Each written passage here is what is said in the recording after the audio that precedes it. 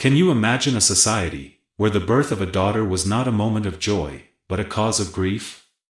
Where a father would take his own innocent child into the desert and bury her alive, and call it honor?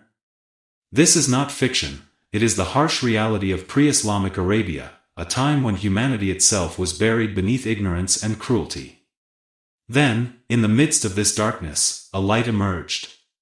Came with a message that did not just challenge these, but completely transformed society, raising the status of daughters from shame to honor, from burden to blessing. In that era, tribal pride, poverty, and fear of war hardened hearts to the extent that some men buried their daughters alive. One heartbreaking incident tells of a man who took his little daughter into the desert. The innocent child walked beside him, playing and smiling, unaware of her fate. As he began digging a pit, she innocently asked, "Father, what are you doing?" But he gave no answer, and eventually pushed her into the grave with his own hands. Her cries were silenced by along with the conscience of a society. In such a cruel world, stood as a mercy to mankind.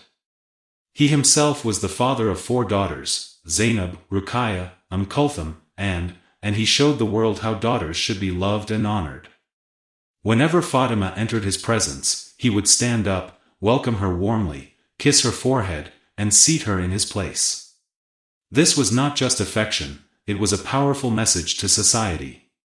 The Prophet taught that whoever raises daughters with kindness and care will be close to him on the day of judgment. He even described daughters as a shield from hellfire.